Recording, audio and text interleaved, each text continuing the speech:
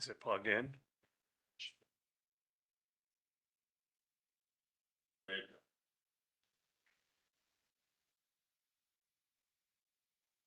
Never seen it do that before.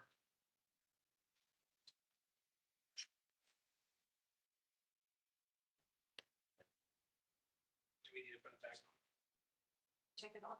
This isn't doing anything either. Just blinks red. And this is this the only audio we have?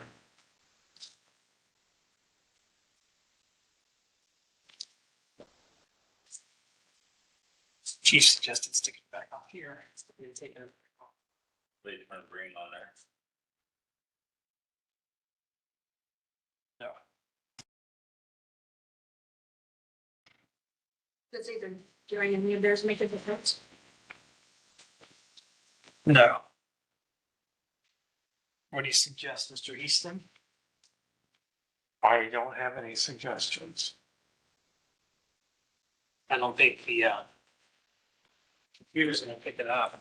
It would tell me that it's not charged, but it's been kept plugged in. Yeah. I don't think it's a charging issue. It's showing up as red. Sorry for the technical difficulties. It's always something new. Sam just said the sound is on. Oh. Well, they're getting it online, so I'm They good. got it up from somebody. It's being recorded with volume. I believe the main piece right there also Is it is also? a recorder. Yeah. Yeah, I was in there. They can hear. Okay. Well, we'll go forward with it as it is. So I'd like to start off tonight's meeting with a special visitor. We have County Commissioner Mary McDonald.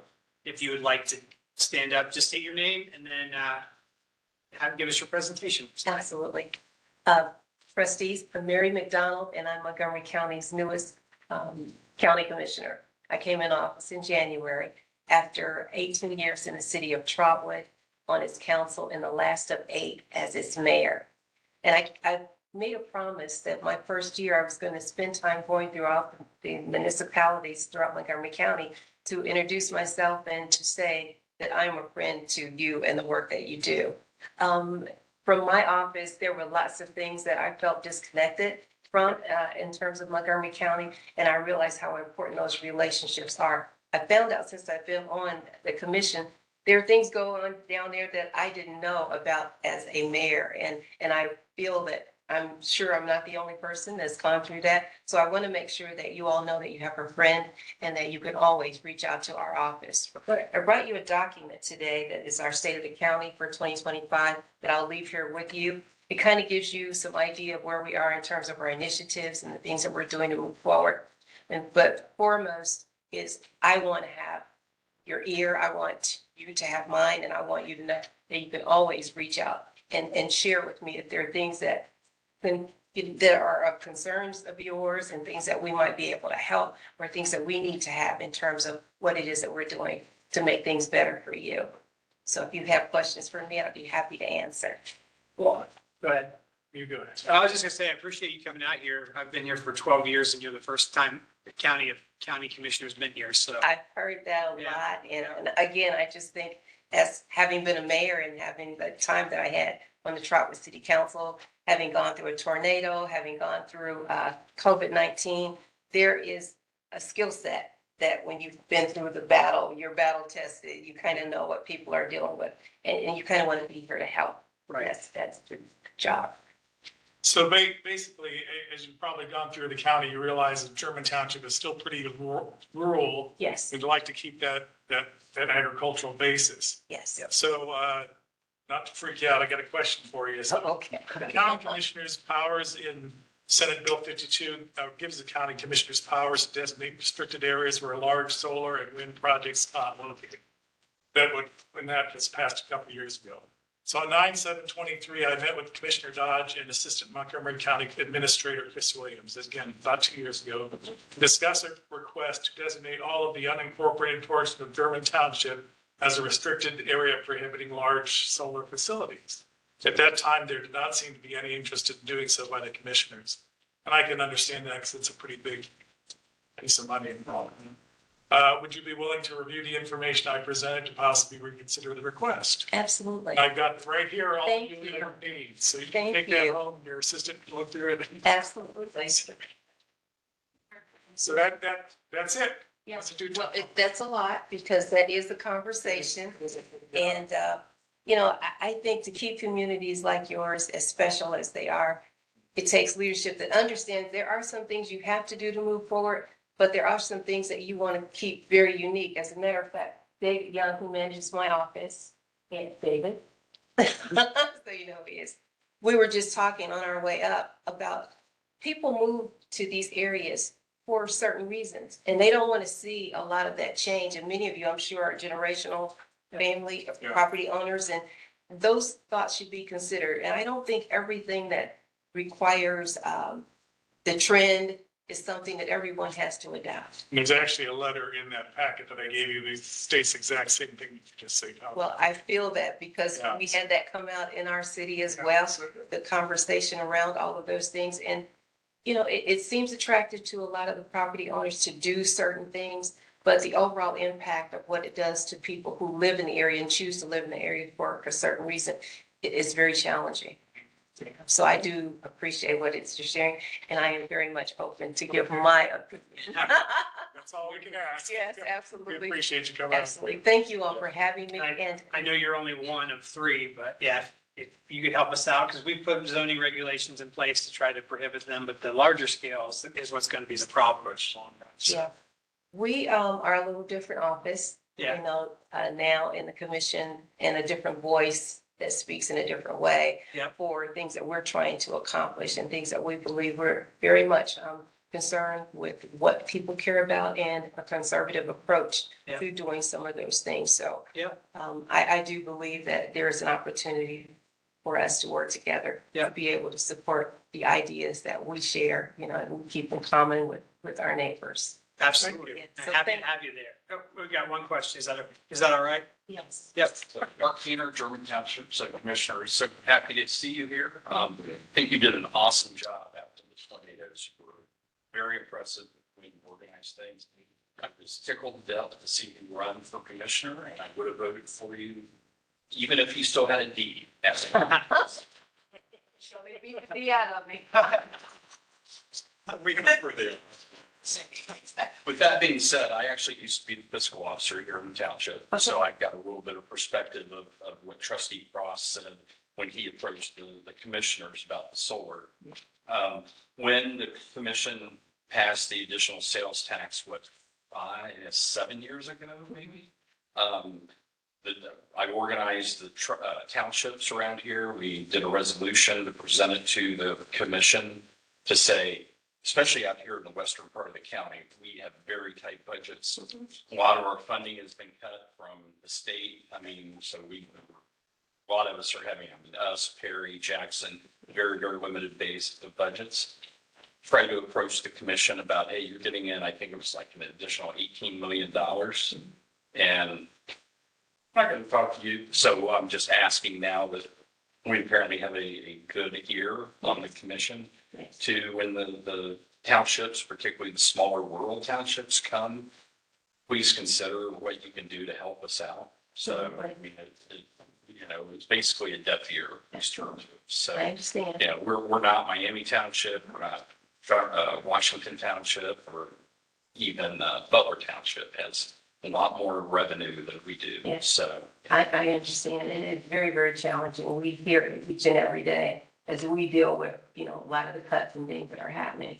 Yeah. So you definitely have. and I know you guys don't have unlimited funds too, so especially as things are going up and salaries and other costs are going up. Yes. But it's kind of tough out here. Absolutely. Please, by all means, reach out, and I've seen that because I think we have an opportunity, to be that different voice for people who see things a little bit different and the same as tax people today, because we're not interested in that. Well, glad you're here, as Trustee Stubbs said. You're the first one. I've been coming to these meetings for 10 years. Unless we were serving food, that's the only. I would say, put a little bring them now. Especially good food, and I know you have it here. Yeah. So I have Yeah, absolutely. Thank you. I have the document here. Okay, May I get a picture with you all? Yeah. To share that I've been here? yeah, absolutely. I approve. Yeah. Just in front of you, yes. Or do you, yeah, that's where, We can be in front of yours. in front of, we'll get, we'll come in front of the desks when we go. Watch our boards, sorry. I'm sure. Send this over to Roger and Theo. You should probably be in that picture as well. As an elected official. Yeah. Sure. The barrier. Yes. With the Mary. He's a Jesse Haynes Award winner over there. He's got to be in the picture. Okay. All right. Ready? 1, 2, 3. One more. 1, 2, 3. Good. Thank you. All right, thanks again. Thank you very much. Thanks for coming in. Thank you very much. Okay, thanks for coming. Appreciate it. Yeah. Yep, we'll be reaching out. Thank you for coming. We so appreciate your Thank time. you. I appreciate being here Bye. as well. Come back to Very visit nice. anytime.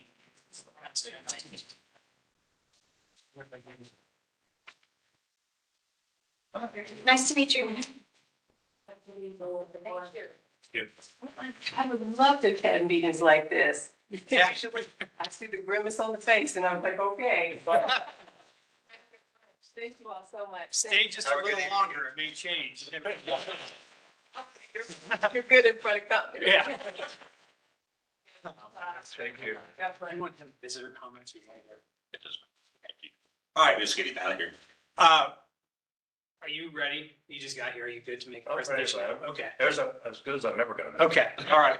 We've got Ron Wine from Channel Maintenance. Just state your name. For the- Sure. I'm Ron Wine, Channel Maintenance Systems. And my address is 1401 Halsted Circle. It's in Washington Township.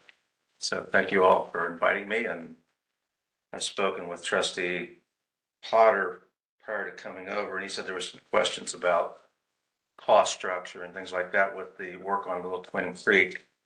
I just thought I'd do a brief history for you to make comments, and I'm open for questions. Okay, So most of you know there's a pretty severe erosion problem on Little Twin Road that's been creeping in.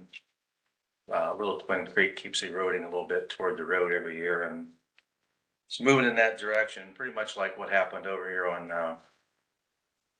just on Astoria Road south of Mud Lake, where it's now closed. It was eroding for a while, and then you got a big flood, and it was done. So been trying to avoid that on Little Twin. Most of you recall you authorized me back in June to volunteer to work with the state to try to find some additional funds. I think, Jake, you brought up that, it'd be nice if somebody else helped pay for it. I Yeah. agree, but. So I have spent several months working with the state's Public Works Integrating Committee, something called State Issue 2. We thought that was the most logical choice since it was funding for infrastructure.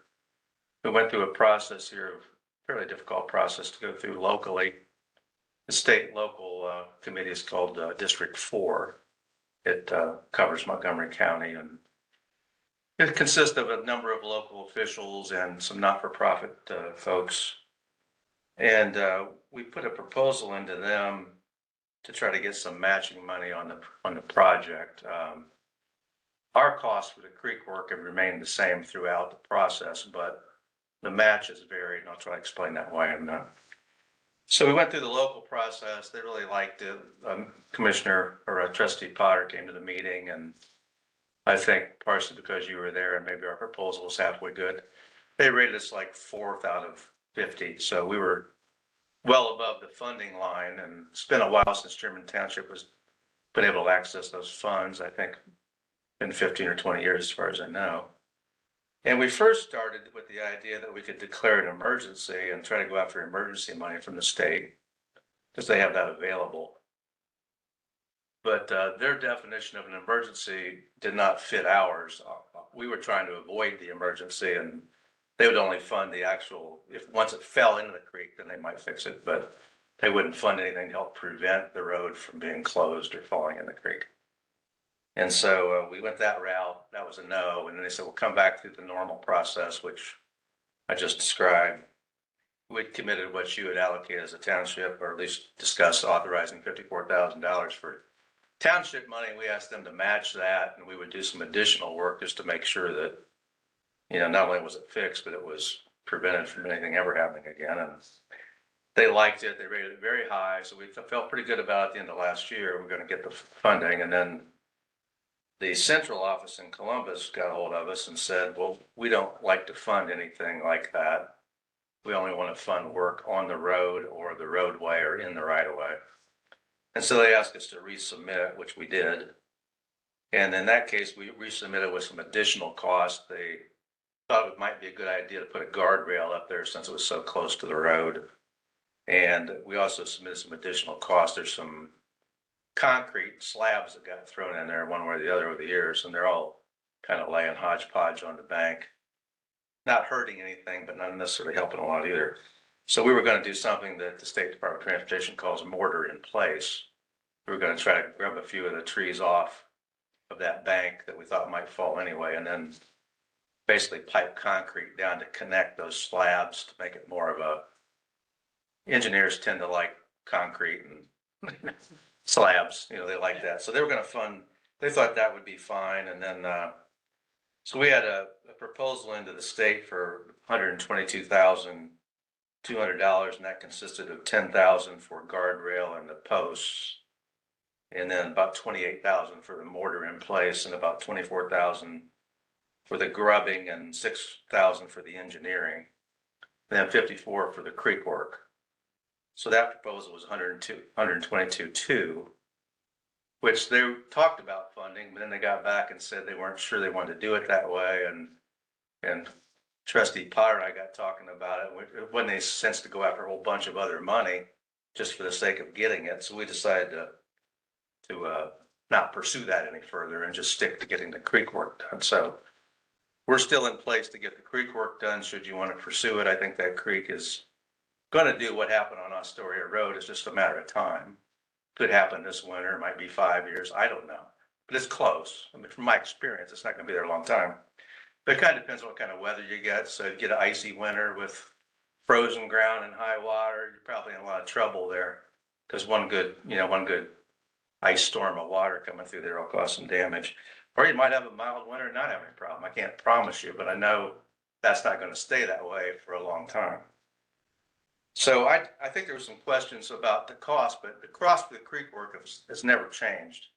And at least my belief and my advice is until we get the creek to go the other way off the road, then that's going to continue to be a constant problem for you all. And at some point, you know, that road's going to close. I think those of you that were around probably saw the road close just north of there. I'm trying to get my road straight. What's the big road that goes in? Manning Road. Manning. Remember when the county closed Manning Road? Same thing happened on Manning Road that's happening down here on Astoria Road. It was there and they just waited. I actually went to them at the time and said, hey, we ought to fix it. And it was like, well, we don't know. So they waited until it, I'm not saying they did anything wrong, but they waited until it fell into the creek and had to close it to fix it. So I think that's really what you're dealing with, whether you want to be proactive, try to prevent a problem that's going to be a lot more expensive to happen down the road. I think they spend $1 million or so on Manning. And I don't know what they'll spend on Astoria. That's kind of a mess. I'm sorry? 1.3 is what I heard. Yeah, I knew it'd be $1 million, 1.3 million, yeah. So it's really something that's, I don't know, I honestly, I deal with it a lot, and I'm just being dead honest with you. It's sometimes difficult to get people to think about preventing a problem until they have a problem. It's kind of like preventive maintenance on a vehicle. You know, we all do it, because you know if you don't do it, you got a problem. But preventive maintenance on creeks and roads just, it's difficult to grasp because it's not something you sit there and watch every day. And sometimes it appears to be pretty decent. You know, like, I don't know how long Astoria Road was that way up north. It's been there as long as I remember. Maybe 5-10 years, I don't know. But every year it just got a little bit worse. But at some point you get a water that you don't anticipate. It's kind of a tipping point and takes the road out in the bank road. So we were trying to prevent that there on Little Twin Road. It's left unchecked, it's going to happen. I think most important is getting the creek off the road and getting it over there off the road so that it won't continue to erode the road. If you as a township want to come back later and look at some of the options the state was considering, like the concrete, you know, pouring the concrete in slabs or putting up guardrail or whatever, that's kind of up to you as trustees in the road department, kind of out of my bailiwick. We do creeks, we do roads. So I hope that helps explaining a little bit. So the cost has jumped around a little bit because we were trying to meet the state's changing requirements and trying to get matching money for the funds that you had allocated earlier for the project. The creek work has always been the same and always will be. It's, I think the proposal was $54,000, if I remember right. I don't think that's changed at all. So priority one is kind of one of those things we like to do a lot, but priority one is try not to let the road fall in the creek. And in order to do that, we're going to have to move the creek off the road. It takes a little bit of time, but it'll work. And already met with the landowner there, Wally Stivers, I think's his name, and he's been great. Yeah, he says, welcome to come in and get in there and do what you need to do. And so I think we'd probably want to get at least a work permit or some right of way permit or something from him, just so there's some legal paper, but he's very cooperative, very nice guy. And, ideally, I'd like to get in and do the work in the fall before we have to risk a flood season in the winter with the frozen ground and the ice and high waters. I mean, around here, you guys know it doesn't rain a whole lot this time of year. If you haven't been out lately, you can kind of tell that. There has a bone out there. My garden has cracks in it. I think they're 6 feet deep. I water that thing every day. But ideally, we get in the fall. There's also a thing in this part of the country with the bats. You guys have probably dealt with it before, but there's 3 protected bat species. And between April 1st, September 30th, you're not really supposed to cut a tree bigger than 3 inches in diameter with any public funds without either getting a permit or doing a bat study at least. And bat studies, we chose not to propose that because bat studies are not cheap. I mean, we have people that do that for a living to come out with parabolic microphones and computers, and they sit there at night and they listen for bats, and they have a computer program, so they hear a bat, it tells them what kind of bat it is.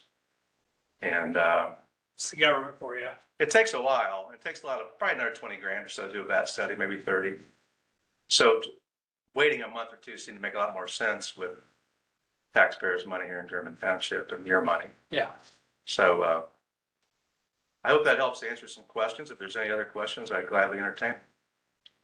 Was there something the township needs to supply for you as far as concrete? Well, I had actually met with Trustee Potter and we talked about the proposal, and on his farm, he has I don't know if you've seen it before, there's like a concrete, it's like a landscaping block. It's about yay big. It's got a little metal hook on it. And we use that a lot to anchor trees to the bottom of the creek. Sometimes we use fence posts if the soil allows it, but sometimes it doesn't. Because this whole process, using the large logs to deflect current and the smaller ones, for those of you that haven't seen it over there at the park, Kircher Park, we did that. And you have to do something to keep the trees down during a flood or it doesn't work. So you cable the trees back or sink an anchor and cable them back so they don't go downstream. And you have to use either T-post or blocks to keep everything tied down too. And eventually that all covers up anyway with silt and debris. You never really ever see it long term. So he was nice enough to offer the use of that from his farm on behalf of the township. So that'll keep our costs down as well. Because it's just something we don't have to buy. So I think we can get it done for you. I think it's just one of those things. Honestly, it's a roll of a dice. You could sit here 5 years maybe and never have a problem, or you could have one next time it rains. But just think about what's best for the citizens of the area, and with the new school going out there, and the traffic that's going to increase. Just seemed like a prudent thing to do, was to prevent a problem instead of waiting for it to be an emergency. So that's the way I look at it anyway. And That's the way I look at it also. okay, all right. So Well, last month, Lou had mentioned that we're going to move the creek 100 feet away from the road, approximately, I wish I could be precise, but it's going to be far enough or whatever it is. away from the road that it won't be a problem in our lifetime. We're going to try to get it back to where it was before, which is probably about 100 feet. But nowhere near the right of way, nowhere near township Nowhere near. responsibility. No, it's going to be Right. way off. And like I said, Wally Stivers knows that. And we'll make sure that we correct it appropriately. So it doesn't go too far the other way. But we're going to move it over so it quits eroding away at the base of that slope. Because, what gets you on a road like that is you have a steep slope. with a creek bending toward there. And so when the water goes up, it's kind of like centrifugal force. The high water flow, the maximum velocity is going to be on the outside of that bend, right up against the road. So what that creek's doing is just eroding away at the toe of that slope. And you're okay for a while, but pretty soon it erodes enough at the toe of that slope that's going to slump. And when it slumps, it all slumps. And so that's what we're trying to avoid. Yeah, there's quite a bit of, I was out there last month. I wasn't sure if you're gonna be here last month or not. I would agree, there's some big trees that need to come down at the top. And we'll probably top most of those because, I'm sort of first job I had was the Department of Natural Resources, some kind of a natural resource guy. But those big sycamore trees are great at what they do because they have an extensive root system, really deep Yeah. root system, and they're really resilient trees. And so if you can take some of the big limbs off the top and like take the weight of the leaning tree, take a little of that outside limbs off, try to save the tree itself, because that root structure, you think about 10 trees that size together, I mean, they're all tied up together. They're holding that bank together. It's probably why that's gone. But as soon as one goes, then, people are used to seeing the trees fall and they think, oh, well, the tree's the problem. Well, when the trees fall, they take a big root ball with them and they take a piece of soil the size of this room with them. And it looks terrible, but in reality, the tree is what's saving the bank to begin with, but they do get undermined and lean over time. So Yeah. we want to get everything off of there that's leaning severely and try to keep the tops growing out toward above the road instead of toward the creek. That'd be the goal there. So yeah, we'd take some trees off, but we wouldn't recommend cutting them out. Right. Well, then when you look down over, there's a whole lot of concrete, broken up concrete rocks, whatever. Yeah. Against the side that we're concerned about. Isn't that deflecting the water back? Well, partially. I think what happens, Trustee Stubbs, is it's a little hard to show, but I can describe it. So on a creek, when they start to meander, like there's probably a log jam that formed on that creek upstream on Stiver's side at some time. So when we get in there and start trying to wash that gravel bar away, we're probably going to find some logs underneath it. But what happens with the bigger trees like that and concrete, the trees are like it's a natural buffer. It's got a little more, I don't know. Let's just say it's a softer buffer. The roots of the trees and the small trees and the soil like that. When you put concrete into that on a turn, it's kind of like putting a Band-Aid on a bullet wound, because you can put the concrete where the problem is, but the creek's going to find a way to get a buff behind it. And I see this a lot. There's a lot of engineers that like to use gabions, which is basically a basket of rocks, and they'll put them in on a turn like that. It looks great for a year or two, but if you don't change the hydrology of the stream and move the high water to the other side of the middle, and high water stays on the outside turn, it's going to find a way to get behind it unless you want to just put rock up another, 500 yards. It'll find a way.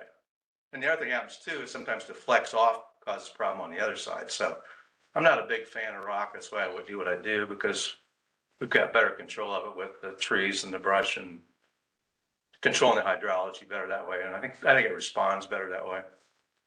So yeah, there's rock there, but if you look really closely, upstream of that rock, it's already starting to chew away at the bank toward the road. And once it starts, it's like the camel gets the nose in the tent. Well, You're upstream, going to get the camel. upstream of that wouldn't have been affected by the concrete there. Right. Wouldn't be affected by it. It's just that the creek itself is going to find a way in behind it. Okay. It'll create a new spot. That's what it'll do. It takes a while, but it'll do it. So the pressure on the road is going to continue unless you want to talk to the landowner upstream and try to put concrete all the way up to his house. It might help. But as long as it turns to the outside like that, and the centrifugal, the high velocity of the high water flows.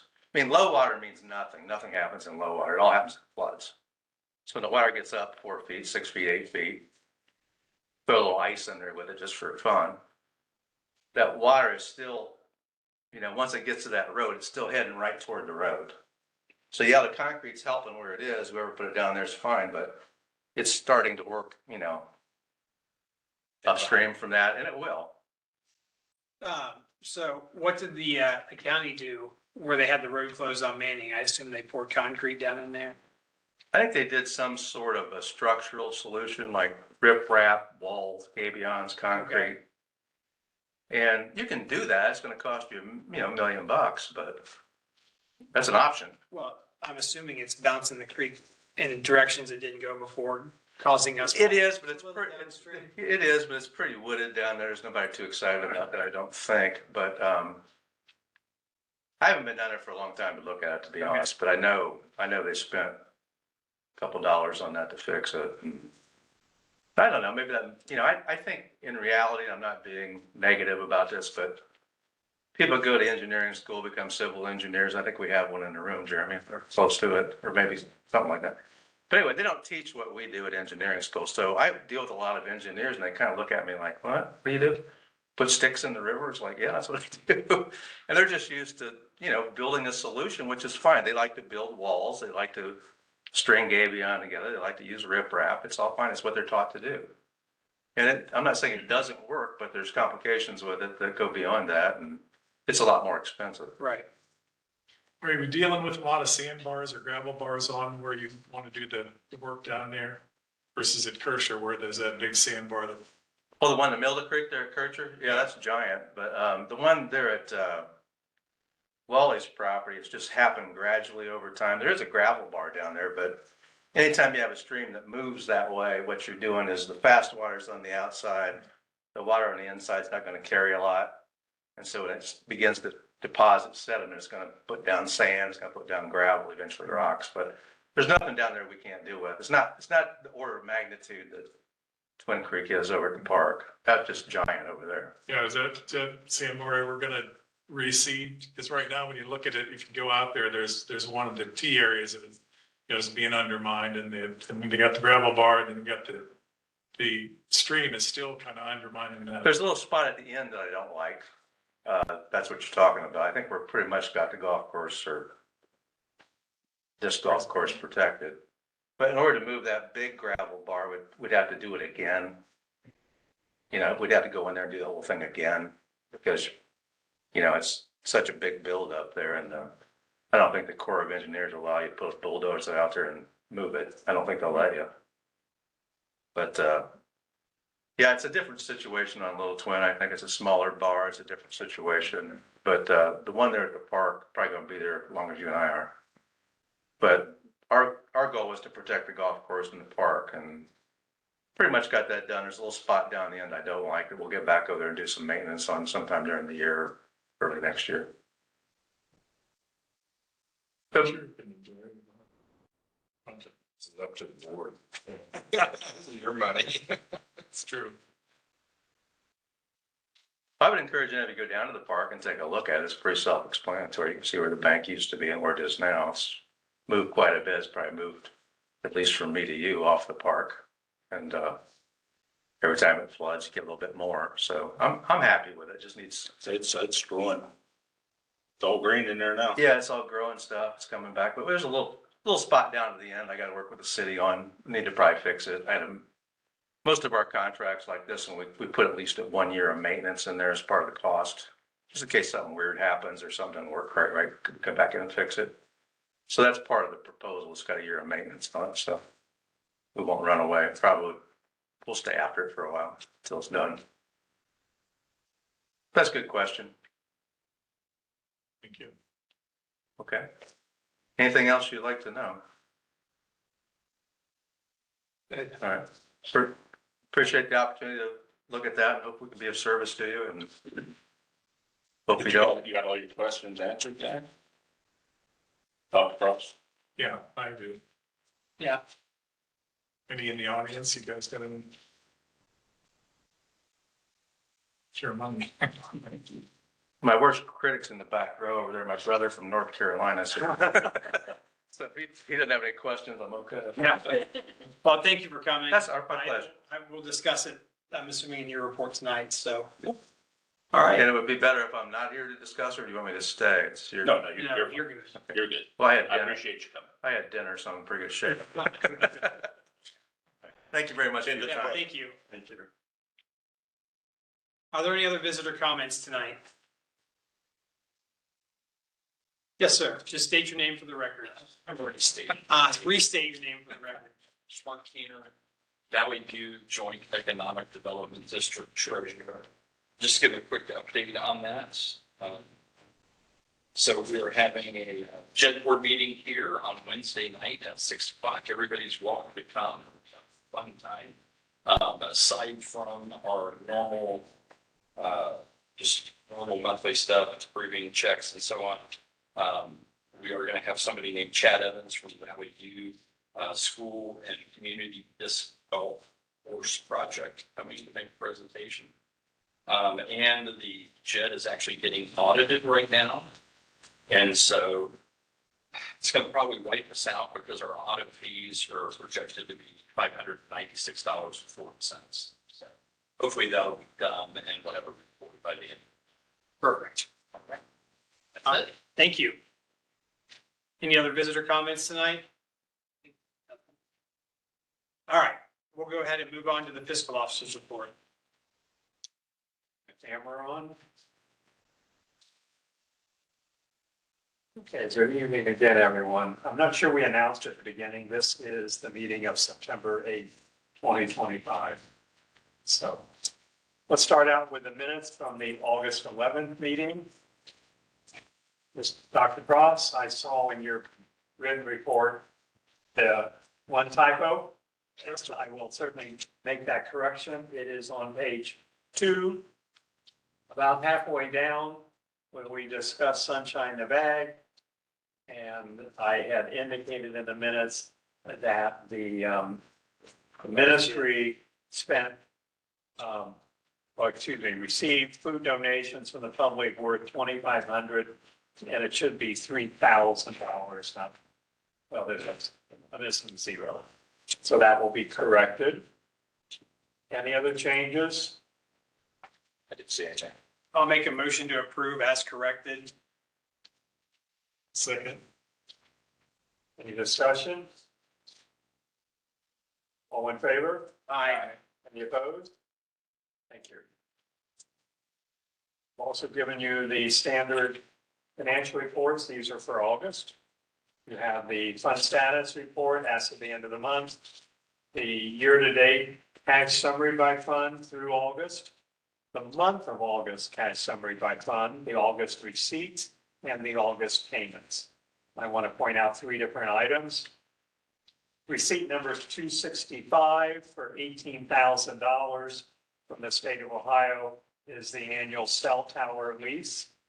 Last year, you used resolution 2024-57.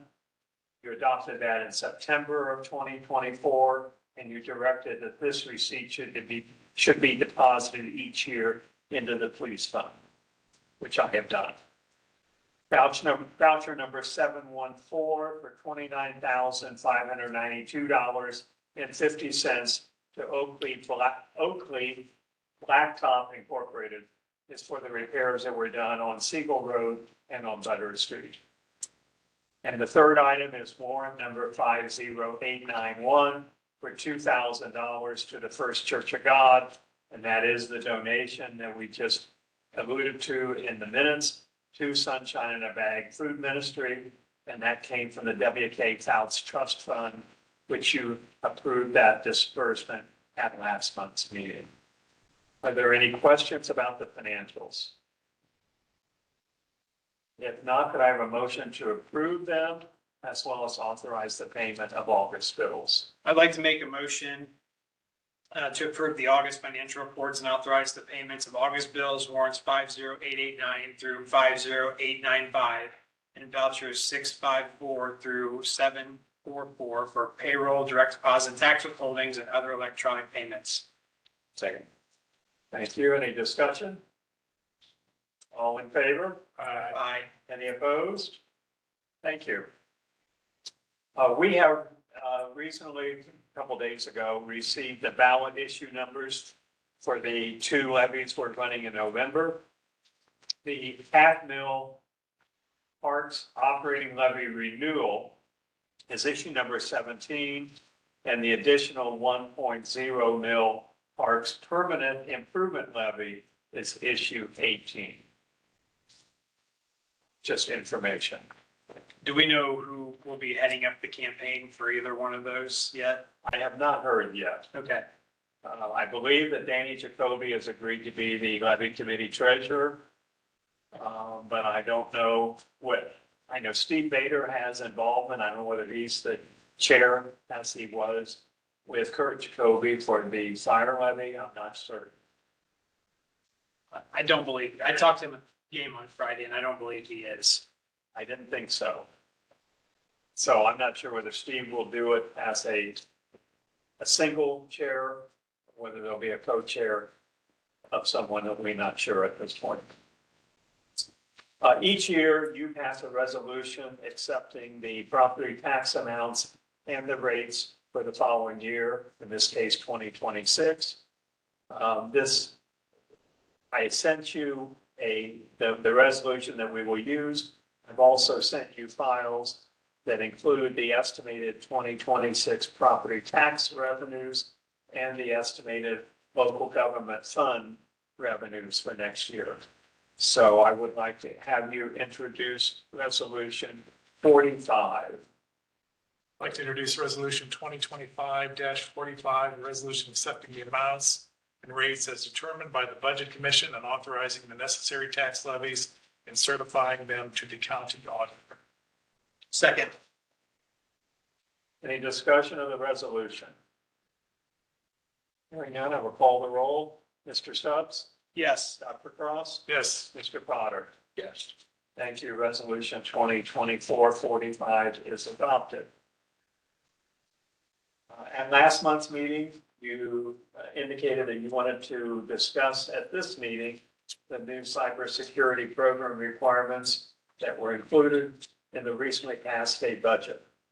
Just to review, we're required to have a program in place by July 1st of next year. Back on August 28th, Dr. Cross and I attended the Montgomery County Township Association meeting in Butler Township's offices. Due to traffic volume, we arrived late, so we missed part of a program on the cybersecurity requirements, but that was presented by Sean Waldman, a CEO of Secure Cyber, which is a Moraine consulting firm.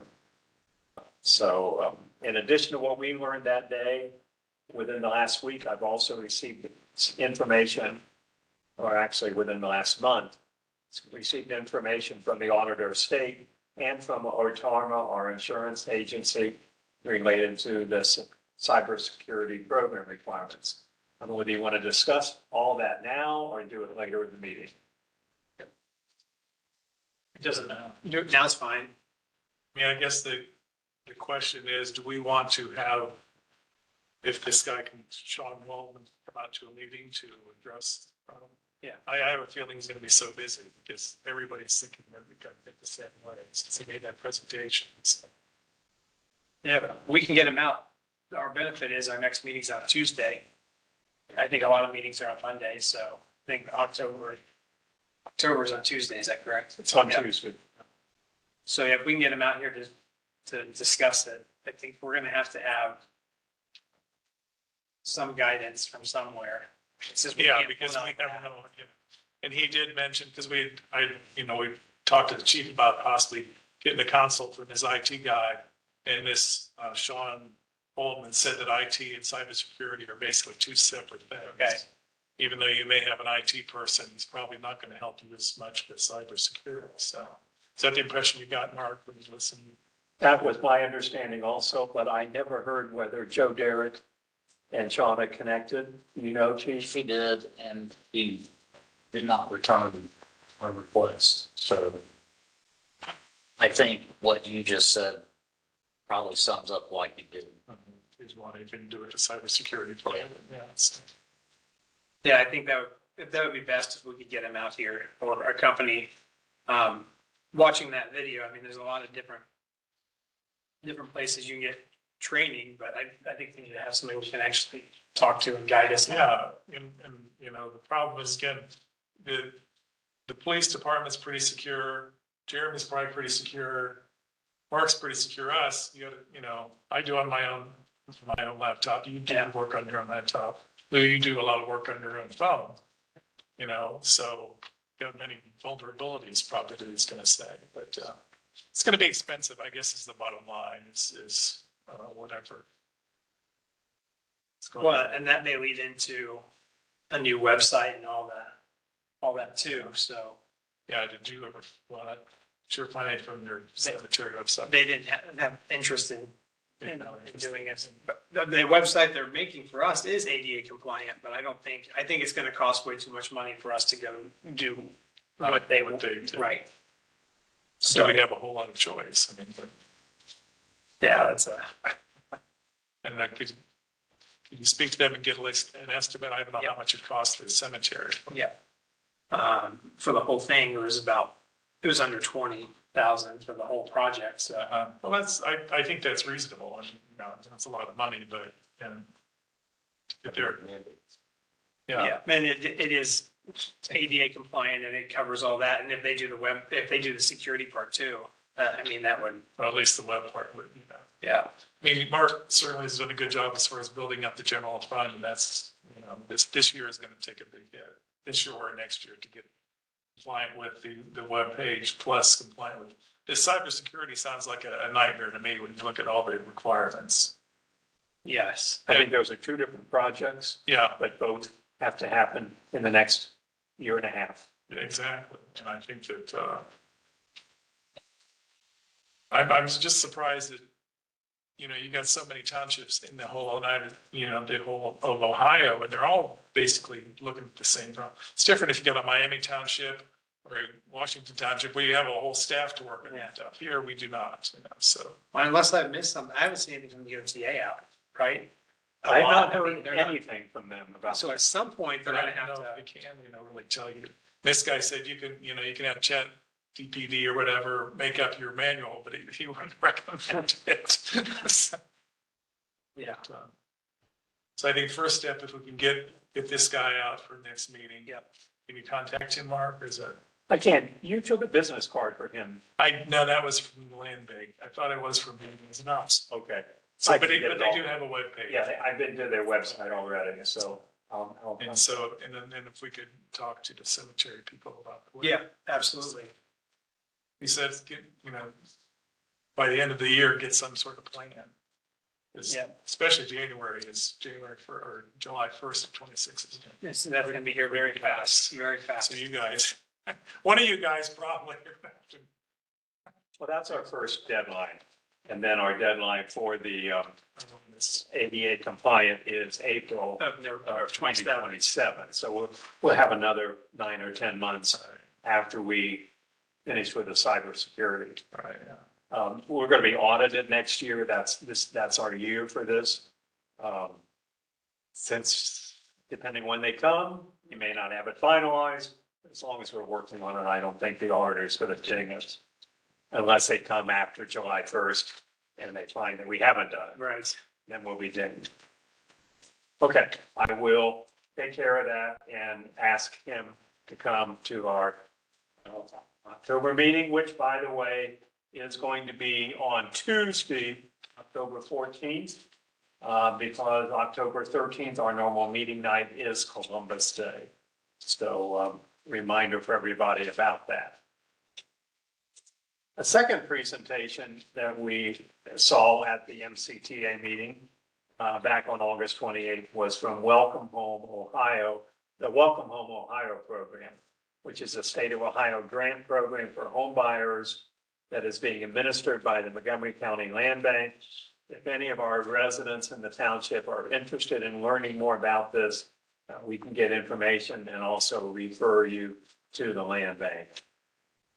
And just finishing up with the Montgomery County Township Association, the final meeting of the year will be the annual holiday celebration and awards gala.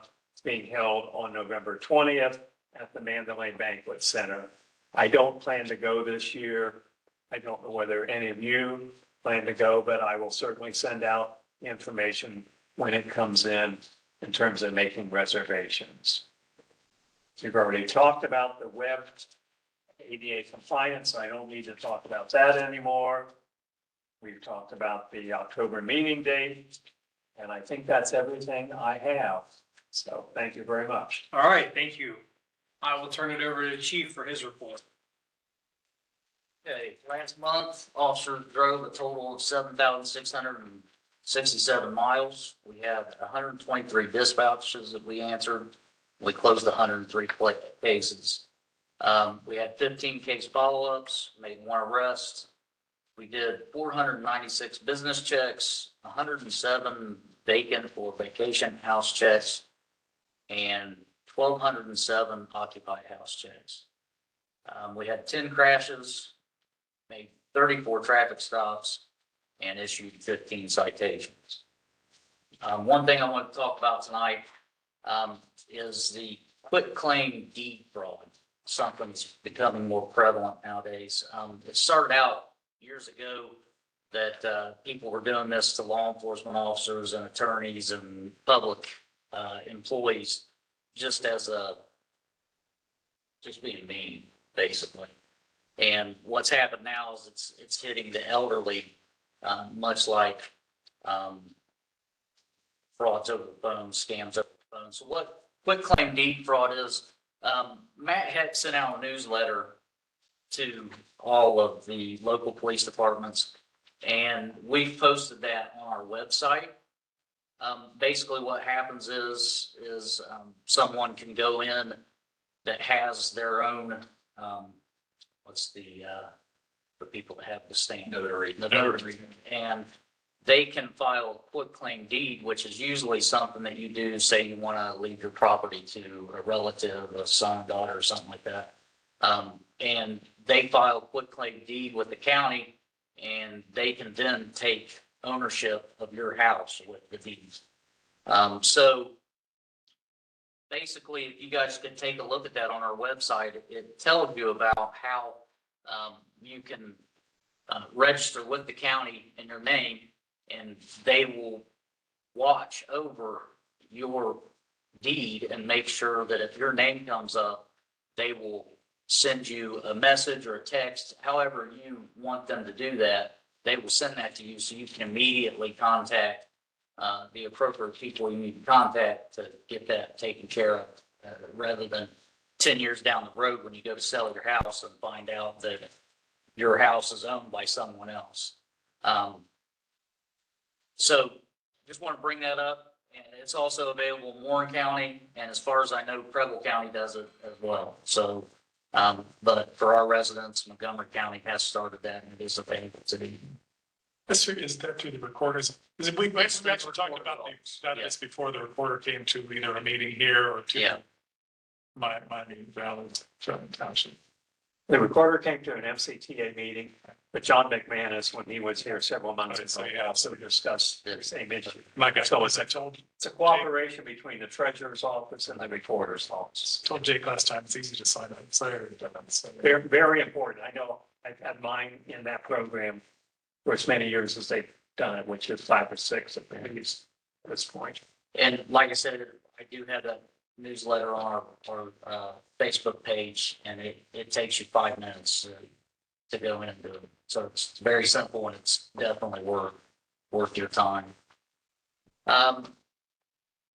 German Township's Police Department's annual National Night Out will be Tuesday, October 7th from 6 to 8 p.m. at the Old Valley View High School. That's where we had it last year.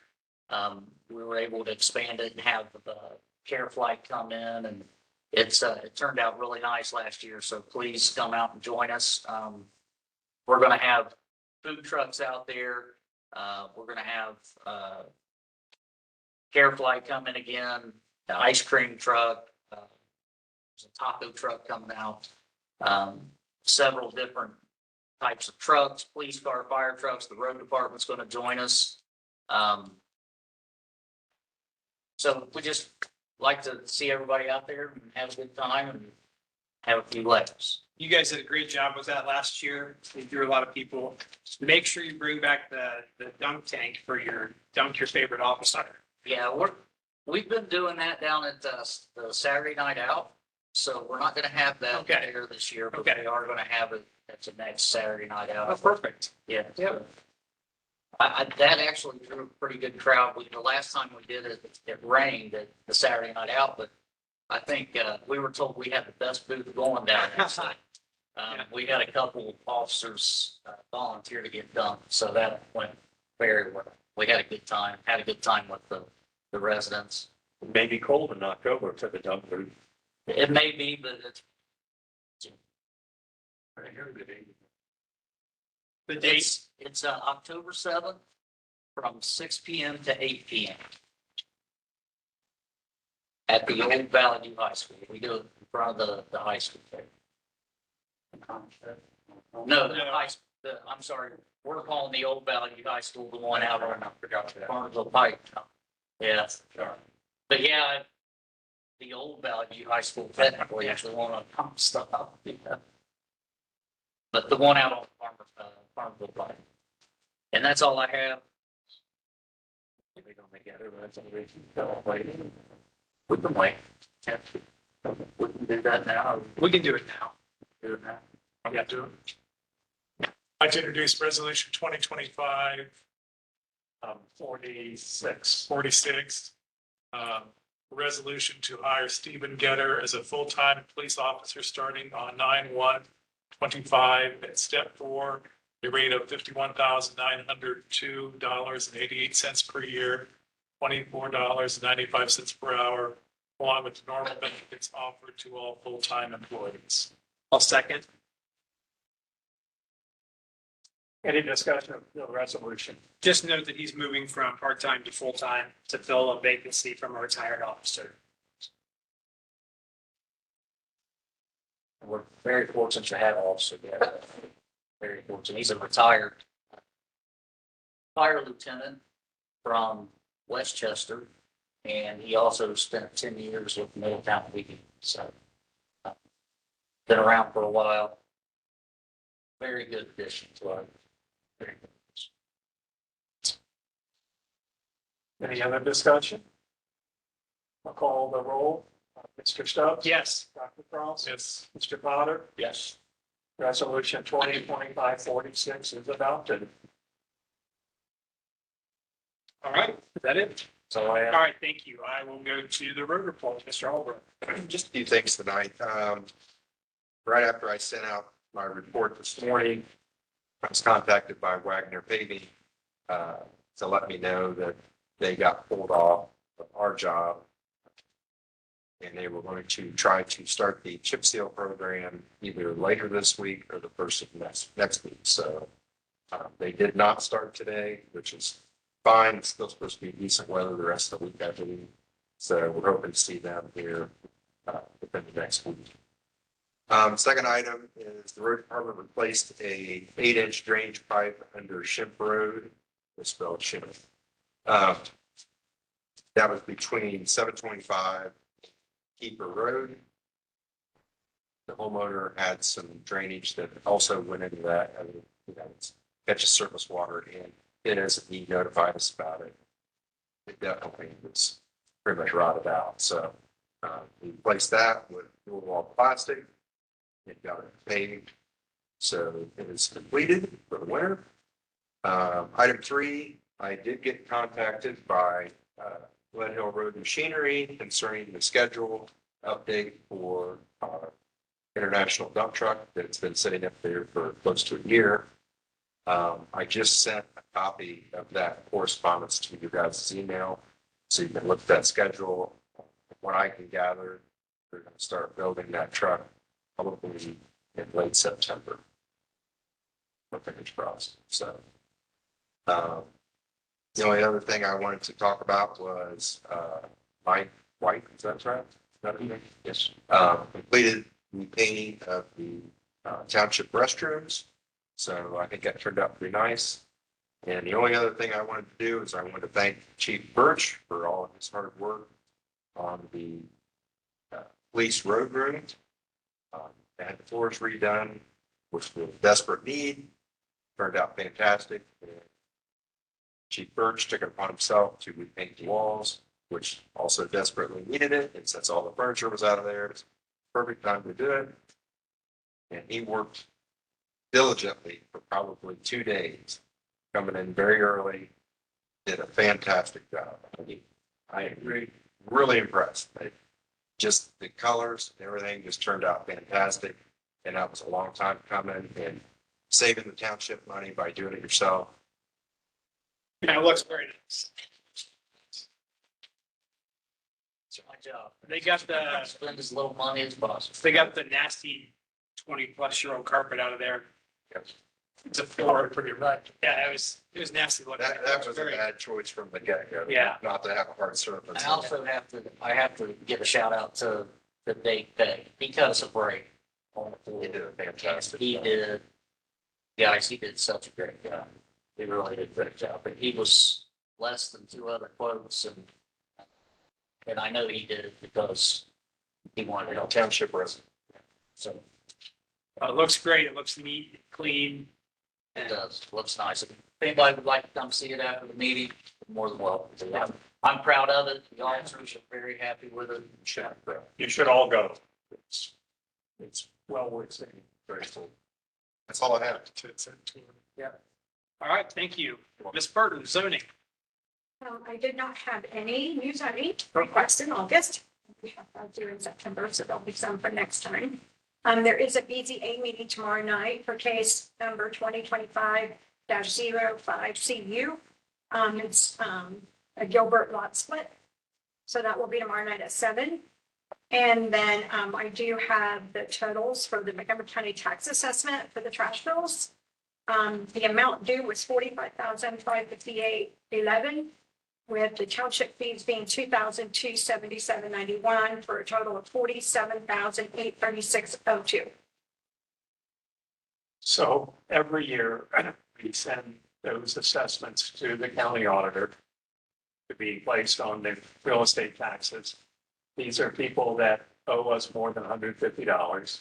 And because of the new price structure with trash, it's a much larger population of names than what it's been in the past. Mrs. Burton has worked the midnight oil several nights, I think, getting certified letters out to how many? 200? There was 233 that I sent, which, yeah, it was quite a lot. Because you have to handwrite certified letters, so. And then, yeah, thank you. It was a lot of work, but it Thank was you. worth it.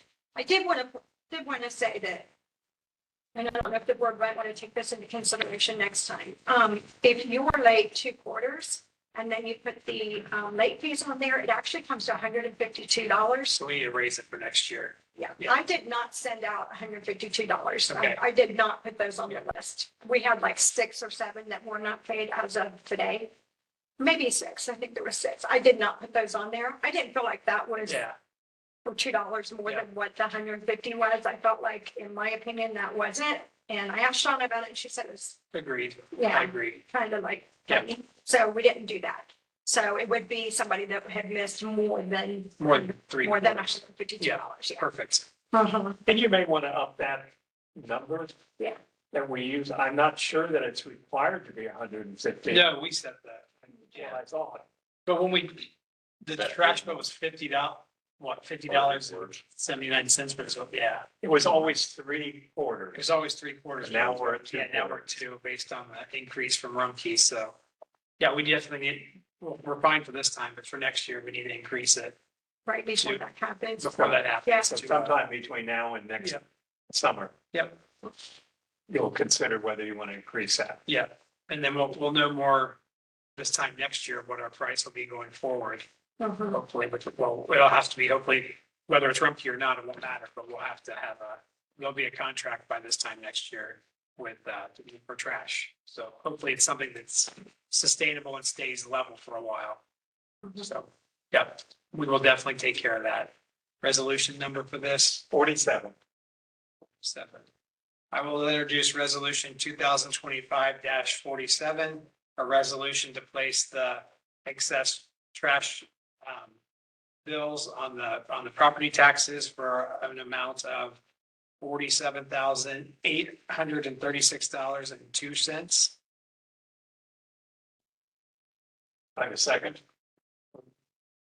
Any discussion? Mr. Stubbs? Yes. Dr. Cross? Yes. Mr. Potter? Yes. Thank you. Resolution 2025-47 is adopted.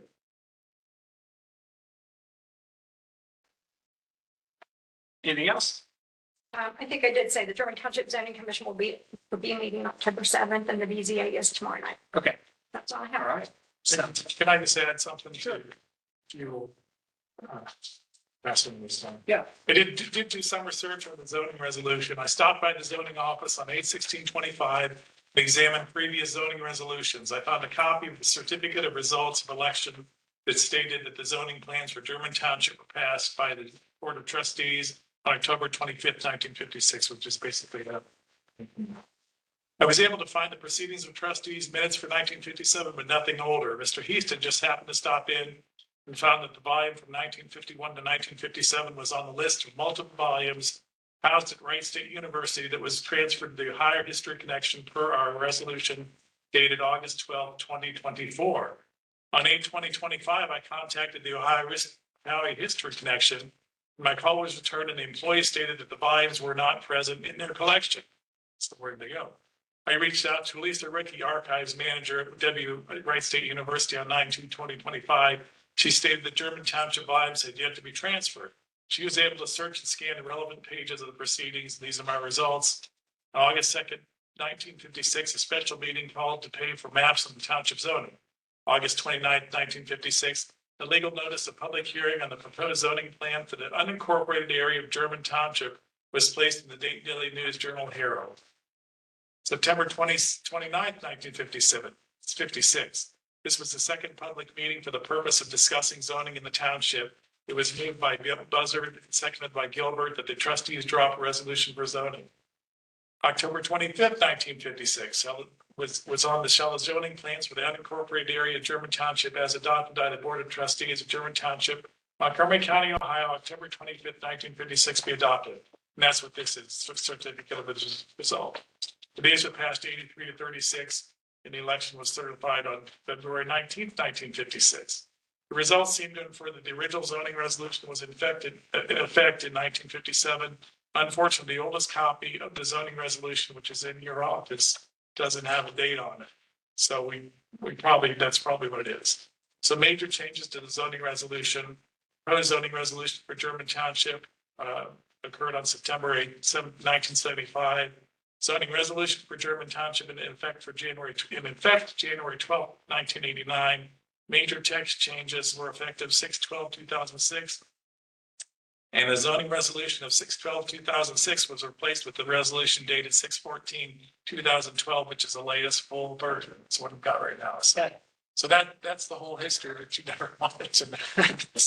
So really, as far as grandfathering things in, right now we have rules on non-conforming uses that were in effect before this, before the resolution. So I think it's kind of a moot issue as far as because grandfather really isn't a technical term. Okay. So, but that gives you the whole thing.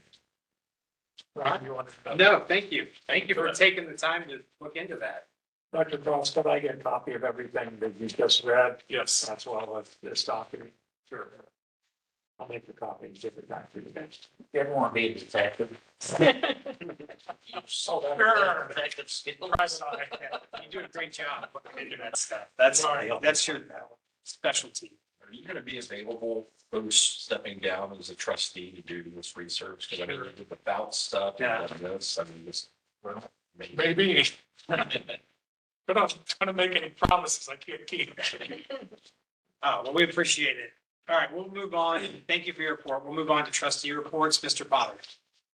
All right, the park is, they're struggling with their park board, with getting their positions filled and also getting the members that they have to show up.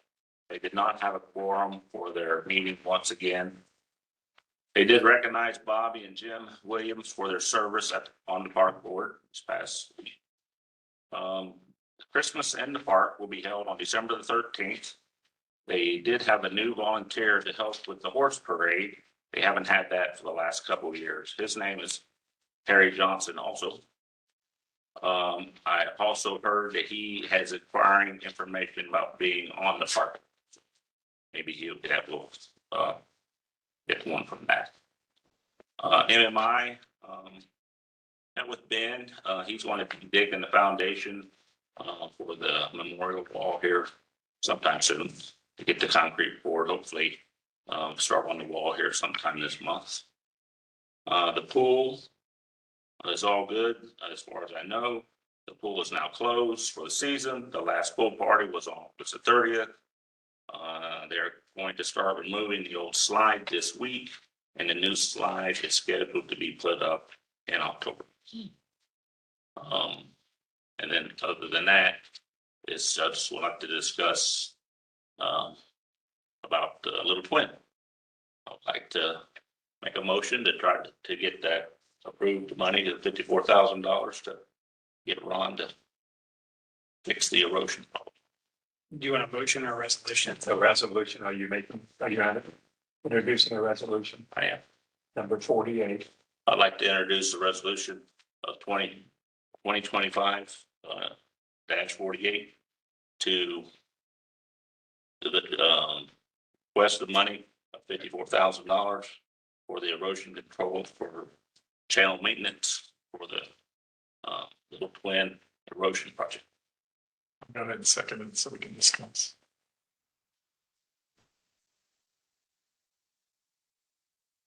I think the one advantage is it got one landowner. When they, with Berkshire Park, you had several landowners that started to raise hell about Yeah. when they started taking their trees down and nobody knew about it. You just got Wally Stiver, right? That is correct.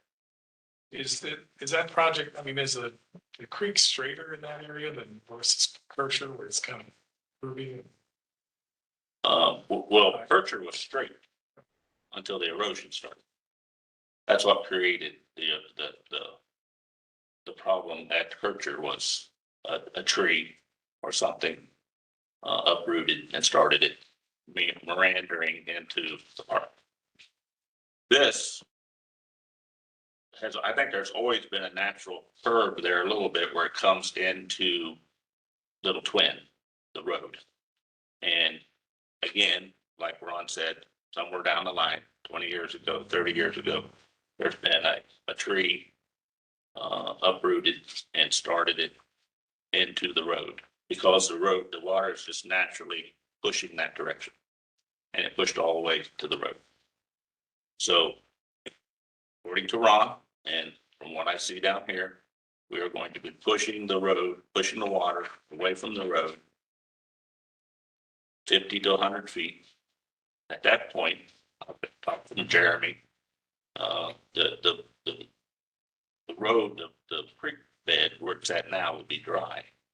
And we can do some maintenance on our own when we can, if funds is available, to try to adjust the existing concrete to force a couple loads of concrete down into the slabs of concrete to stabilize them. We could put dirt over the bank, so we won't be pushing nothing into water. As we come up with some dirt from the city or from us, and we can build that berm out. And then if we feel necessary, we can put a guardrail in there at that time at our own pace instead of trying to do that part of it in a hurry. Once we get the water pushed away, then it's not going to get any worse. We just need to stabilize it as we can afford to do. Do you have any comments, Jeremy, about that? Yeah, that's kind of what I understood. The plan for us is to, we could be more at our own pace, I guess. More at our own pace, that's correct. We'll be able to get down in the creek, because there won't be no water there. And We hope. there better not be no water. And to adjust the concrete where it needs to be, because it can't be, all it now is just dumped over the side. It goes wherever it wants to go. There's no way of placing it. So we would place it over time and then pour some couple loads of concrete, liquid concrete down in there to stabilize it. And then push dirt over the bank, get grass started, build the berm out wider to where guardrail could be put up if needed. It's a sizable drop there into the creek. That's a long way down. And I just don't know what you're going to say to the public if something happens to it. You can't say you didn't know about it. Can't say we didn't have the money to fix it. What are you going to say if there is a problem there? But that is a major shortcut to the new school. So I just wanted it on record that trying to get it fixed. Who is responsible if that road does fall? Let's just say the creek does a road and that road starts to fall. Who's responsible for that? Clearly, That money, we would end up having to pay for that. that's like I've tried to say, the mindset was Percher Park that the creek creates a problem. It becomes a road problem, or it becomes a park problem. And it really needs to be a creek problem. That's why I'm trying to set up a creek fund, to put some money into a creek fund each year, and then we can do maintenance on the creeks so that it doesn't become a road problem. Because it is a creek problem. And it shouldn't be imposed onto the road department or the parks. So the city has already started their creek fund this year. And I hope to I brought that up a couple times. I hope to do the same.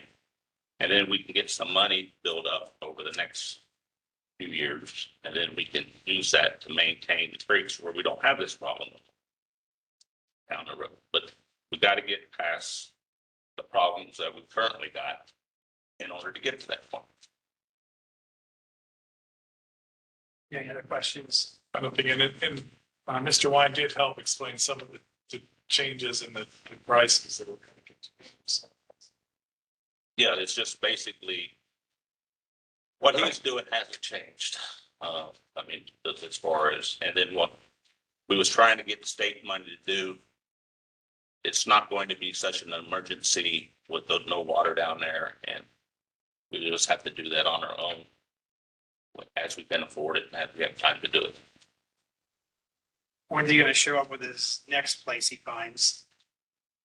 Wherever there's it's going to be right down there on Little Twin. So he's already Really, down. really close to Harshberger Bridge. It's about that far from the road. So that should hopefully the park fund or the creek money, the creek maintenance fund would be something that would be for. State your name for the record. That's Jake Rowland.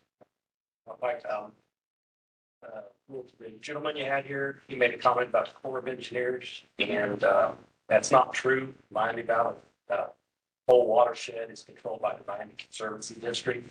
They had to get that when they built the dam systems. And Miami Conservancy, have they been contacted to do anything with this? Because they are responsible for all the waterways. Actually, my niece works for Miami Conservancy, and they do not have jurisdiction over all of it. Because when this came up for part a year or so ago, I talked to her trying to get some contacts for us to get with them, to work with them on solving. They do not have anything to do with it. They may not have anything to do with it. They do, they are in charge of the market. Well, They got that changed. Jeremy has ran into this multiple times. I've always had to deal with the Corps of Engineers. Yeah, when we worked in the creek a long, long time ago. The Corps of Engineers. Yeah, the Corps of Engineers came down on us. And we have really, with Percher Park, the city, and us both.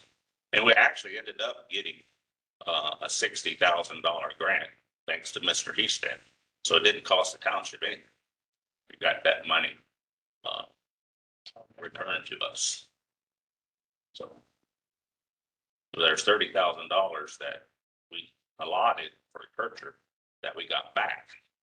So I'm just really wanting to take that $30,000 that we already allotted to erosion, use it at Little Twin, and add $24,000 to it. Deb Cross. Back on 1/8/2024, you stated that, you, Mr. Potter, stated that the next project would be at 725 in Creek Road. We know that was, The only thing that I have said for it, right, anything in there, if you go across, if you go to the bridge there, 725 Creek, and look upstream, look to the north, there are several trees that is leaning better than 45 degrees. Part of this maintenance program that I'm trying to get established here would go in there and cut those trees before they uproot and start causing an erosion problem. That's what this maintenance money is for. So if I said anything about 725 Creek Road, I'm talking about there's several trees there that is leaning over, about to uproot, which is going to start another erosion problem. With doing a little bit of maintenance, we can cut the trees, which will leave the roots, which will hold the bank, and it won't uproot the creek bank, cause a new erosion. But the city has a major erosion problem just north of Astoria Bridge that they are ignoring. That is within probably 10 feet of the bike trail. And they're just continuing to ignore that. If anybody wants to see another problem, so Kircher was probably something that was taken 20 years to do. Astoria is probably taking something like 10 years to do. It's you just do some maintenance. We won't have these problems down the road. You have all these Astoria. I mean, it's going to happen sooner or later. But I'm just don't understand why we want to wait till something happens to fix it.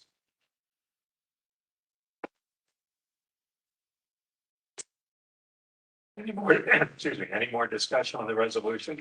I just think it's way too much money. And I get what you're saying, if it does, but there's no guarantee that if we do this work, it's not gonna fall in either. They're pretty much guaranteed there's no reason for it to fall in. Because the water won't be, no longer be undermining it. If the creek gets high and out of its banks, where's it gonna go? It's gonna go to the same place it is now, even if it's moved over. Yeah, I don't disagree with you. So But like again, we will try to stabilize the bank more and pour concrete in there and place the concrete to where it should be. And pour cement into the concrete slabs in order to stabilize it, and then we can build the bank down more. I don't, Again, what are you gonna do when it falls in? but there's no guarantee that it doesn't anyway. That's what I'm saying, is if we could spend Okay, $50,000, but, I have no, I want to spend 500,000 when it does. well, it could still, that's what I'm saying, it could still fall in, and we're still gonna be in the same situation. Okay. I have no problem with the 10,000, if you wanna set up a maintenance fund for the creek, that's fine. I have no problem with that, Very good. but I do have a big problem with 50,000 just straight out of the general fund right now, so I do appreciate. I have one more question, Russ. Amy? We have two gentlemen that are running for trustee coming up. I'd like to hear their opinion on the creek project. They're gonna be doing creek maintenance going forward for a while. So, They get in. Isaac Norton. I guess I look at the problem on Little Twin as, you buy home insurance, you hope you never have to use it, but if you have to use it, you hope it's right. Or you can just not have home insurance and say, well, my house is never gonna burn down. And then what happens? It burns down and you have nothing. Your $50,000, yeah, it's a lot of money. You don't wanna have to spend it. But if you don't do something, just because we're gonna have floods again. And if the flood comes up over the bank, that doesn't happen as often as we get heavy rain. It's gonna push on that bank and continue to erode. Unfortunately, with the road going right next to creeks everywhere around here, it's probably have to chase for a while. But there's immediate need, then you don't want to Well, have. it's not an immediate need right now, but it's just a need. We're trying to keep it from being an immediate need. What the whole, spend a little now or Because not later. there is concrete that's been put in there over the years that is protecting that side up against the road. It's been put in there over God knows how many years. I'll put my 2 cents worth of Jake on. I own property up against Flint Creek. I've had the same issue. I've owned my property for 30 years. Creek bed has moved 150 foot in the 30 years I've owned my property. And I've been trying to fight it. I've been putting wood in there and putting things in there. I put concrete in there and it washes behind it. It washes behind it. It would backwash it behind this way or backwash around this way. I had trees growing. Anyway, you need to deal with it now because it's all, anytime you're on a bend, like he said, anytime it's on a bend of a river, it's only going to get worse. It just continues. So if it's already got on that bend, it's going to happen. It's not if it's going to happen, it's when it's going to happen. So the question is, are you going to deal with it now while it's easy? Or are you going to deal with it later when it's harder? That's my way, what I would say. Absolutely. That's, 54,000 sounds a lot of money, but that road washes out. I have a property in Marsh Pole in Warren County. And they have a bend there that's along Flint Creek. They've had this road there washed out 3 times and they just have to keep going back and they have to keep going back trying to redo it because they don't take care of the problem right. So. I guess that's my biggest fear is we don't have the actual insurance that this is gonna fix the problem. Yeah, Well, But if the guy says he's gonna change the flow of the creek and he doesn't change the flow of the creek, don't pay it. Well, you don't change the flow. Well, that's what I'm saying. If he changes the flow of the creek, you've got to straighten out. That's over time. That's not an immediate, I mean, Not the a- contract. Well, I don't know what No. entails what it's When doing. he gets done, the creek will be changed. There'll be no water at the time. That little Flint when he gets done. Because he'll have the trees and whatever he has up against it. But it's not gonna, The trees are going upstream, away from the concrete, to deflect the water Yeah, it's over the and. problem's not there. The Well, I problem's know. upstream.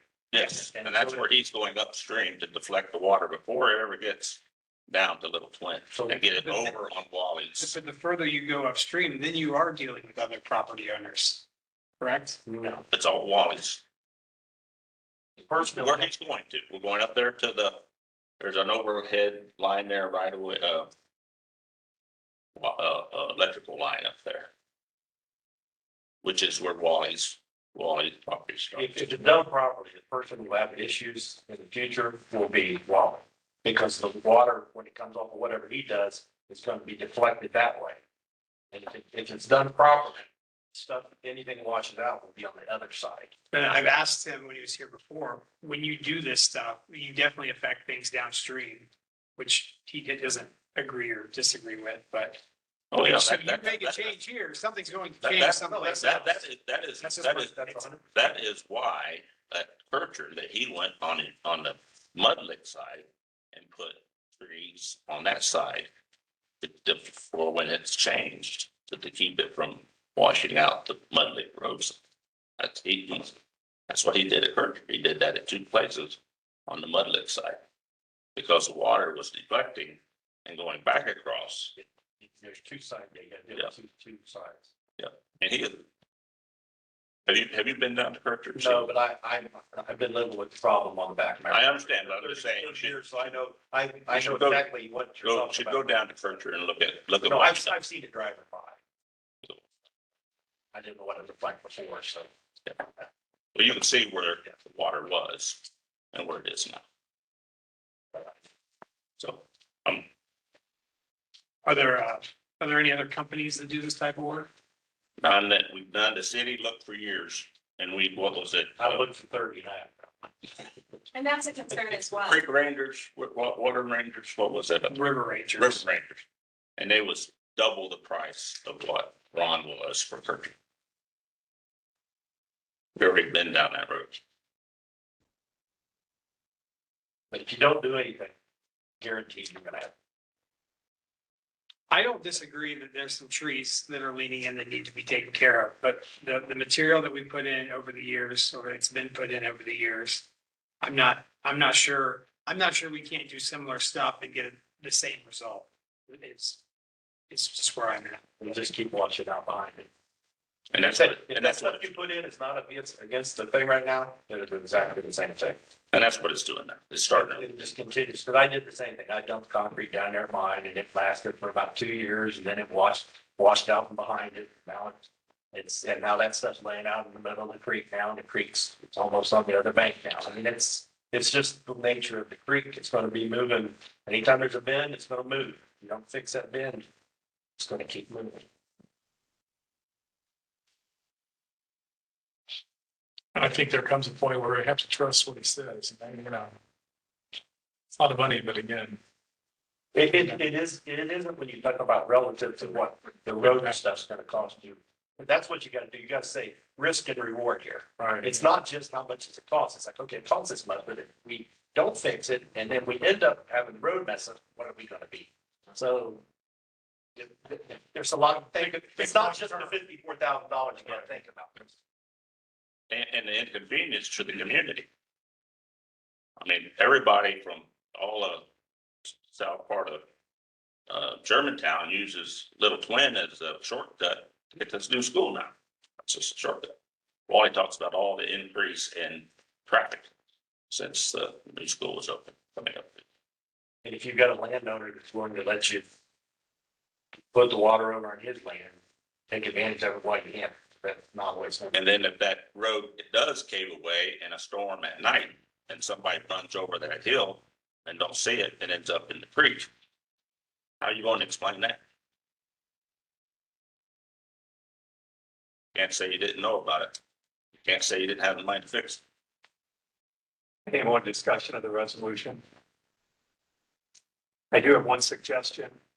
That would be that we add to the resolution who was going to sign on behalf of the township. Should it be Mr. Potter? Or you want to do that? It doesn't. I don't have a Let's problem. add to the resolution authority for Mr. Potter to sign. Yep. I'm sure as the originator of the resolution, you're fine with that. Dr. Cross, you're okay with that too? Okay. If we're ready to vote, I will call the roll. Mr. Stubbs? No. Dr. Cross? yes, Yes. yes. Mr. Potter? Yes. Vote is 2-1, so resolution number 2025-48 is adopted. Thank you, Dr. Cross. That cross we from. But I come home with somebody else. Done a good thing, Dr. Cross. Mr. Potter. Jury's still out on that. Remember that when you get home. Sorry. Did you have any? No, that was it. Thank That's all of my report. All right, thank you, Mr. Potter. Dr. Cross. Quick report here. I attended the Germantown Council meeting on 9/2/25. Highlights: the Lions Club was recognized for a $20,000 gift to the Fire EMS Police, $10,000. Eagles were recognized for a $10,000 gift to the Police Department. Motion to approve a 50-year building lease to Don's Pizza was passed. An update on the covered bridge project was presented by a rep from Fishback Engineering. The total cost is estimated to be $959,000. Grants will help pay for a large portion of the city's cost. Reducing the speed limit to 25 on Cherry Street was discussed. Also discussed were RV and recreational vehicle parking on residence properties, as well as food truck regulations and a memorial bench program for the Kirscher Park bike path. HB 96 changed the referendum signature threshold from 15 to 35%. The number of township residents that must sign a petition to request that an amendment to a township zoning resolution be put before the full township for a vote. So basically just making it harder to put this referendums on the ballot. So that's it. All right, thank you, Dr. Cross. I have a pretty short one tonight too. I'll give a quick update on the cemetery. Our website will actually be live tomorrow, the new website, and it's germantowncemeteryoh.gov. We're about a month or two out on everything working on it, but you can at least see what we've been working on, and it will be, you can at least look through and see how we've set it up, and there'll be access to some forms and some documents. They're still working on linking the map and all of our data. The data is still going in, they're still working on it, but the website will be live tomorrow. And again, that was GermantownCemeteryOH.gov, if anybody would like to check it out. And it is ADA compliant. So that part's taken care of, and it's good to go on that going forward. Is that .OH? No, GermantownCemeteryOH.gov. I asked the same question. Okay. You said December 13th or something? The Christmas in the park.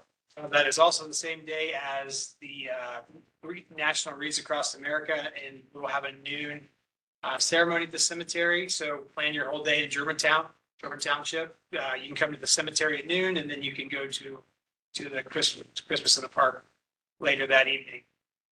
So there'll be more information coming out about that, including in the Germantown Quarterly Magazine coming out October 1st, I believe it is.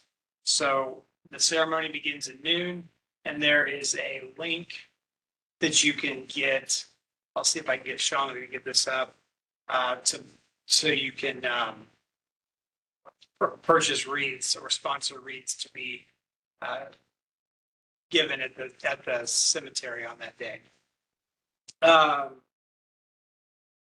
They're just now getting caught up from all the rain. I know it's been dry for a month, but they were behind with all the funerals and burials that they've had. And then they had a mower go down, the backhoe blew a cylinder one day. So it's just been one thing after another getting caught up. But Keith and the crew have done a great job. Bob and Pat in the office have done a fantastic job getting all this data. So we're moving our data from an outdated Microsoft system to this new website through Web Cemeteries. And it's been a bit of a chore just getting everything to match up and line up. Hopefully to make it better for everybody going forward is the goal. And be able to purchase online. We're going to be able to take credit cards once this is all done and over with. And just everything's going to be able to purchase there. So the whole staff down there has done a fantastic job. And Keith has had the vision and the spirit to get this thing moving and going. So we're still working on the wall project we're working on. He's working on meeting with the neighboring property owner so we can get that hopefully moving forward and presented to the city. It's just, we're waiting, we're a signature away from presenting this to the city at this point and getting that taken care of. Last, done with the cemetery, I would just like to thank Officer Marsden for his many years of service to the German Township Police Department and wish him a happy retirement. Well deserved, and we'll miss him around here for sure. And then last thing I would like to request an executive session under ORC 121.22G1 to consider the employment of a public employee. And I would like to invite Chief Birch in as well. That is a motion you are making. Oh, I'm sorry. Did I say resolution? Yes, I mean, it's not a resolution, it's a motion. Motion. We do have to take a, Yeah. I call the roll for the vote. Is there a second to the motion? I'll second. For the executive session. I'll second. Thank you. And, Mr. Stubbs, Yes. Dr. Cross, Yes. Mr. Potter, Yes. and it is. 8:40. That clock is wrong, 8:40. For executive session. So you're getting your mind. Will there be any official business besides adjournment when we can have? Potentially. That's good for our audience to know whether they want to hang around or not. All right. We will be back. Good evening, gentlemen. Yes, you can Thanks, Sherry.